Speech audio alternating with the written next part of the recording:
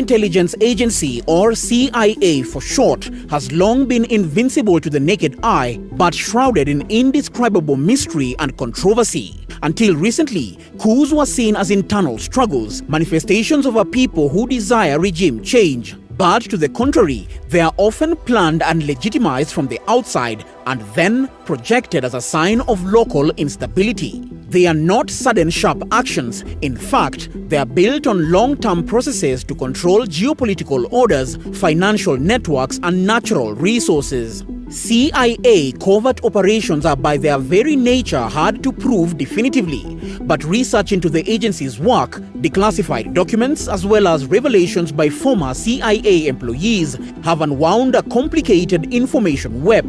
This series will discuss African independence leaders who were ousted or assassinated by Western intelligence services.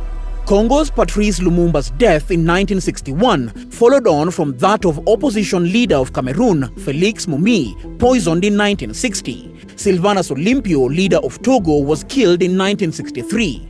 Mehdi Ben Barka, leader of the Moroccan opposition movement, was kidnapped in France in 1965 and his body never found. Eduardo Mondlane, leader of Mozambique's Frelimo, fighting for independence from the Portuguese, died from a parcel bomb in 1969. And of course, Ghana's Kwame Nkrumah. This decade is the decade of African independence. Forward then to independence now. Tomorrow, the United States of Africa.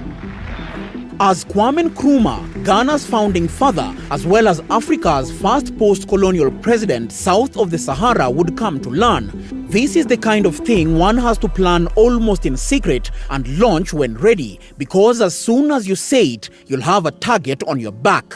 From the moment that Nkrumah ascended to power, the CIA's eyes were tracking him and what was happening in Ghana from faraway Langley, Virginia. Nkrumah's ideologies were rooted in his vision of a United States of Africa. He believed that the only way for Africa to truly progress was through the creation of a federal state based on a common market, common currency, a unified army, and a common foreign policy that would enable Africa to solve internal conflicts as well as defend itself against external threats. Ghana's independence from Britain colonial rule in 1957 was not only significant for Ghana, but also for the rest of the continent. Consistent with his Independence Day declaration that Ghana's independence was meaningless unless it was linked with the total liberation of the entire continent, Nkrumah trained African liberation fighters, financed their movements, and encouraged them to send colonialists packing from their territories. It is no wonder that in less than a decade after Ghana's independence, more than 35 African countries also attained their own independence. It is also no wonder that according to some quarters, he had to be taken out by any means necessary. Nkrumah's efforts to unite Africa under one government and his anti-imperialist stance attracted the resentment of the West, particularly the United States. In his book Dark Days in Ghana, Nkrumah alleged that the CIA and other intelligence agencies were actively plotting to undermine his government, using bribes and premises of political power to recruit traitors in his government. Although his critics dismissed these claims as delusional, declassified documents later proved that the CIA had orchestrated the plot to get rid of the man who, according to the files, did more to undermine American interests than any other black African. The US government was determined to get rid of Nkrumah before he managed to unite Africa under one government. They worked with senior Ghanaian military and police officers, supported by British and American diplomats and intelligence officers who provided long-term planning, financing, and logistical aid to mastermind Nkrumah's ouster. The UK and the US began discussions of regime change in Ghana in 1961, a whole 5 years before its actual execution. Details of plans from this time are mostly unknown, since declassified documents from this period remain censored. According to the US State Department at the time, Nkrumah's overpowering desire to export his brand of nationalism unquestionably made Ghana one of the foremost practitioners of subversion in Africa. He resisted economic policies proposed by the International Monetary Fund and reasserted by the World Bank. He was patron to a Bureau of African Affairs, which allegedly had agents supporting nationalist and opposition movements across Africa, like the Ivory Coast, Upper Volta, now Burkina Faso, Niger, Togo, Senegal, Cameroon, Liberia, and Nigeria, with the ultimate goal of assisting more radical leaders to get to positions of power. He even mounted an offensive against apartheid South Africa, providing money and training to the military wing of the African National Congress. In the years leading to the coup, Washington withheld loans to Ghana and worked to lower world cocoa prices through stockpiling in order to deprive Nkrumah of much-needed foreign exchange.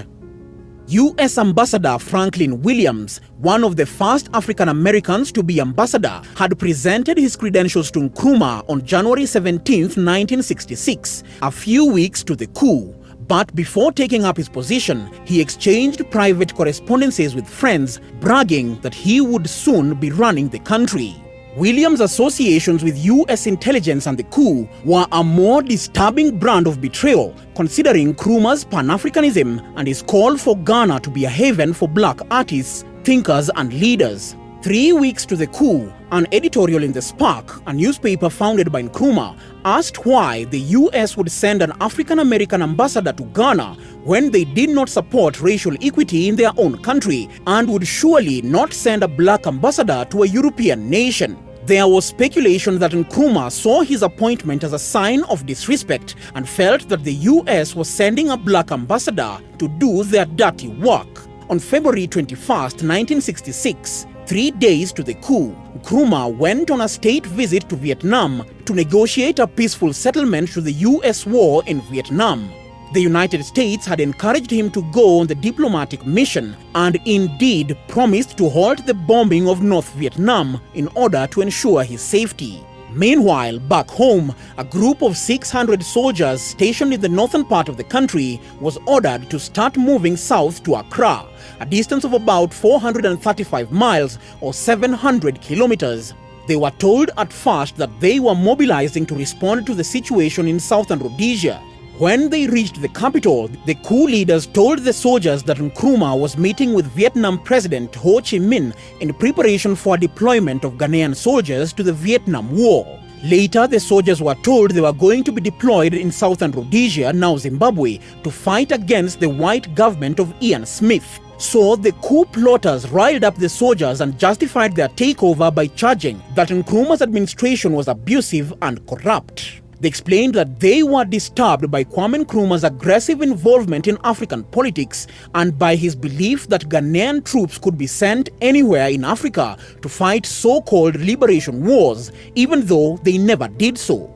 Above all, they pointed to the absence of democratic practices in the nation, a situation they claimed had affected morale of the armed forces.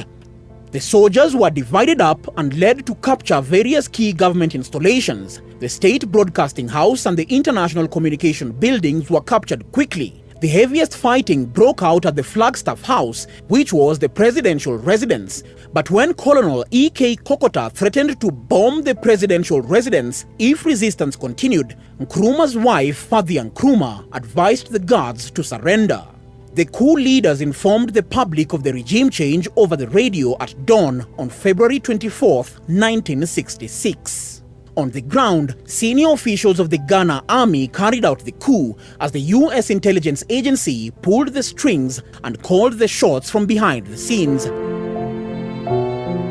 The coup statement over the radio was as follows: "Fellow citizens of Ghana, I have come to inform you that the military, in cooperation with the Ghana police, have taken over the government of Ghana today. The myth surrounding Nkrumah has been broken. Parliament is dissolved and Kwame Nkrumah is dismissed from office. All ministers are also dismissed. The ruling Convention People's Party is disbanded with effect from now. It will be illegal for any person